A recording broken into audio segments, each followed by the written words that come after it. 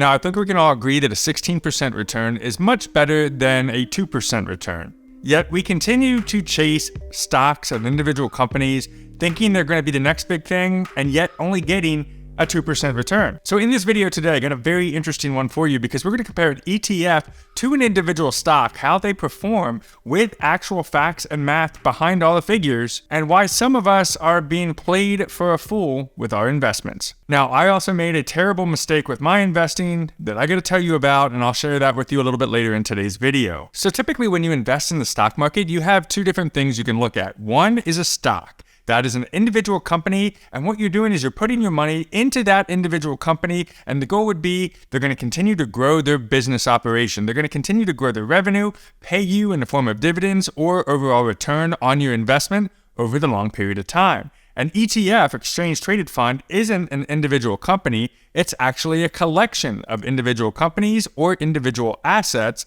equities and stocks and bonds based on the makeup of the particular exchange traded fund. Now there's two different ETFs. You can look at an actively traded ETF, which means there's a fund manager going in and buying and selling individual stocks and ETFs based on their analysis and logic, or there's a passive ETF, and that typically tracks an index of stocks or companies. Now, if you're new to the channel, I'm a huge fan of passive ETFs. Not only are the expenses lower, but it's the easiest way to put money in and forget all about it, all the while enjoying that sweet growth over the years ahead. Now, as far as an index is concerned, there's one that I enjoy a lot beyond just the total stock market index, where I have a majority of my investments, and that is the Nasdaq 100. These are the top 100 non-financial companies, and typically your high-tech companies as it stands today. Now, here's what's really exciting, and what's really going to be cool as we hop over to the screen in just one moment. And that is the fact that this Nasdaq 100 index,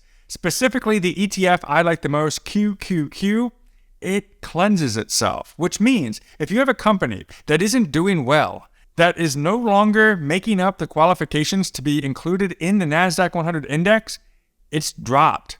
And then the next better performing company is included in the top 100 companies made up of the Nasdaq 100. And so you don't have to sit there and worry about it. You don't have to go into your portfolio stressing out about the fact that they just came out with some bad news on a company, selling that stock, hoping that you can get in and get out as quickly as possible so you don't miss the boat. You don't have to worry about any of that because the ETF does it automatically.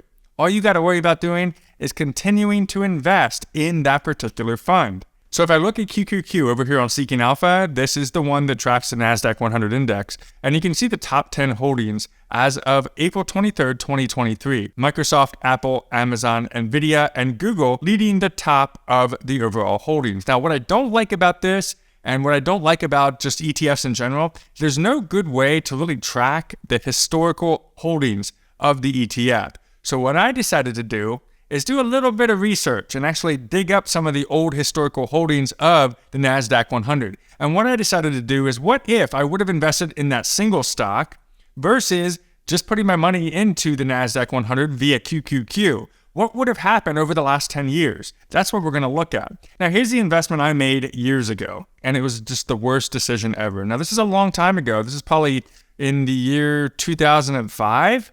I made the investment in the individual stock that some of you will remember, some of you younger people may not, and that is Circuit City.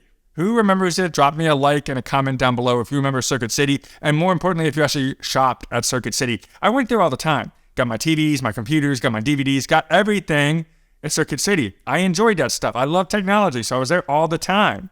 And let me be honest though, I wasn't as smart as I am today. I was kind of stupid. And just because I liked the company, just because I went into the store, I decided, you know what? I like going in and shopping, so I'm going to buy shares of Circuit City. I didn't look under the hood of this vehicle. I wasn't looking at their revenue. I wasn't looking at their growth. I wasn't looking at any of the important things that we talk about today on this channel. I bought right around the end of 2005. You can see it was going for, what is that? Right around maybe $15 or $16 a share. I don't quite remember exactly what my purchase price was at that time, but then things were looking great. Look how it soars all the way up to right around $30 a share. Now, at that time, I'm thinking, I am the man. I invested in Circuit City. You know I love the store. You know I'm looking good and showing off to my friends. But then not only does the great financial crisis hit, Circuit City just continues to be like absolutely just not good. They weren't doing the right things. Their revenues were dropping. People were opting to go to Best Buy instead of Circuit City, let alone the fact that Amazon was starting to really pick up and people were opting just to buy things online versus worrying about going into the store. Because Circuit City didn't keep up with that. Down, down, down they went, as you can see on the chart, and they actually went into the pink sheets. And that means that it's no longer traded on the stock market, on the open market. It trades over the counter. And then it just became a dead, complete stock. And I actually had to sell my dead shares for nothing. I just had to get rid of them, get them out of my portfolio. I lost all my money. And because of that, I am kicking myself. And I started to think about it. It's almost like a roulette table in gambling. So the idea is you want to make money, and your hope is you're going to get that 17-to-1 payout or more by just putting your money on those individual numbers in the roulette table. But the problem is you never know where that stupid little ball is going to actually hit. And there's no strategy behind it. At the end of the day, the ball goes where the ball lands based on gravity and as that momentum slows down in the roulette table, right? So the problem with the individual stock is just like the number. You may hit it big, but you might lose all your money all straight up because you put all your money on one individual number. Now, for today's example, what we're going to look at is we're going to measure QQQ from the year 2010 until most recently here in 2023. I am going to assume a total of $10,000 invested and not a penny more. So we're going to take $10,000 that we got from grandma or wherever we found this money, and we're going to invest in QQQ. We're going to see where it lands. But we're also going to look at some of the individual holdings of QQQ. This is the beauty of ETFs and overall cleansing. And if you find value in this, make sure you drop me a comment down below after we get through this particular section. So now right here on this website, we have the list, the top 100 of all of the stocks, all the individual companies that are listed within the Nasdaq 100 index. Ultimately, what QQQ is going to invest in because it tracks to this particular index. You can see right now, as of the recording of this video, Microsoft is in spot number 1, which means based on the market cap, that's how much weight this particular investment is going to go into. Microsoft is number 1. Most of your money, when invested into something like QQQ, will go into Microsoft, followed up by Apple, followed up by Amazon. Now, the thing I don't like is that you can't just easily just hit a button here to say, tell me what this looked like in the year 2015, let alone if you have an ETF that's been around for a very long time. What did this look like back in 1992? Because we know that Microsoft, Apple, and Amazon probably wasn't the top 3. It was probably something like Cisco or maybe something like IBM. I don't know. There's a little website called Wayback Machine. Now, if you're not familiar with this, I recommend go checking it out. All you have to do is copy and paste the exact website that you're on. And this website actually does snapshots of what a website looked like all throughout the history. Some of them go as far back as 1998 or 1997.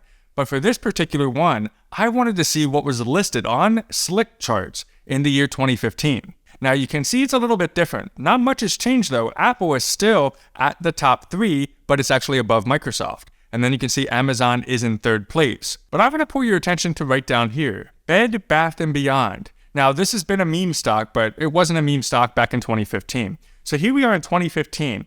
QQQ would have been invested in Bed Bath & Beyond Incorporated, BBBY. If you look today, there's nothing for BBBY because that company has gone out of business. The same thing that I mentioned with Circuit City has just happened to Bed Bath & Beyond. And because of the power of the ETF, it self-cleanses. So ultimately what happened is down below here, Bed Bath & Beyond dropped off and it replaced it with one of these other companies. Let's also do one that's not out of business, and that's Cisco Systems. Now you can see the weight here in 2015 was 2.582. Today, that weight has dropped a little bit to only 1.442. So while they do still invest in Cisco as to this index, it's not as high because Cisco hasn't been performing as well as it was back in 2015. So the index has adjusted for that. Now let's go over here to the portfolio visualizer and see the power of the ETF versus the individual stocks. QQQ, which is our ETF tracking the Nasdaq 100, compared to Bed Bath & Beyond, compared to Cisco Systems. Let's see what happens after all those years. Your investment in QQQ has grown from $10,000 to $79,828. You didn't do anything. You just sat there and waited until today, and now you're considering pulling it out. But you got a return of about 16% on your money. Your best year was at 48%, and your worst year was down 32%. But overall, your $10,000, that grew into something that I would say is pretty darn good. Now, let's say, though, you decided you didn't want to do an ETF. You don't want to do QQQ. You are hearing that the next big boom is going to be on Cisco Systems. So you're going to go all in on that particular stock and invest your $10,000 into Cisco. Your $10,000 has grown to a total of $28,209, representing an 8.09% increase. Now, that's still good. That's nothing to balk about. But of course, when compared to the overall index, there's a big difference. Now, let's look at Bed Bath & Beyond. You put $10,000 into that. Maybe somebody was getting you excited about that store. You just weren't looking into it. You did what I did with Circuit City. Hey, it happens.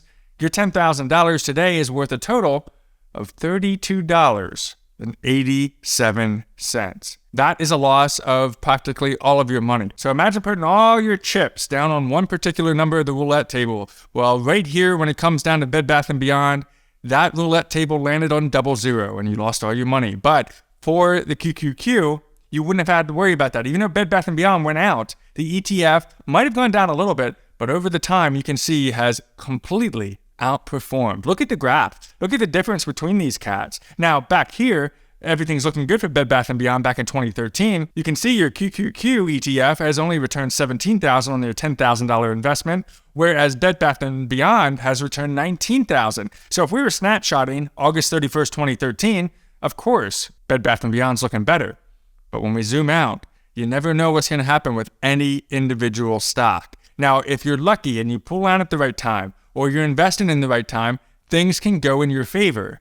But it's up to you whether you want to take that risk or not. To that point, if you would have taken this and instead of investing in Bed Bath & Beyond, so let's say instead of investing in QQQ, you decided to go after Amazon, Apple, and Tesla individual stocks. Well, that's a bit of a different story. Now, your $70,000 that we earned with QQQ today would be worth a whopping $117,000 on Amazon, $173,000 on Apple, and a whopping exciting $925,000 on Tesla. That's an absolute beautiful return. Look at the best year for Tesla at 743% return on your money.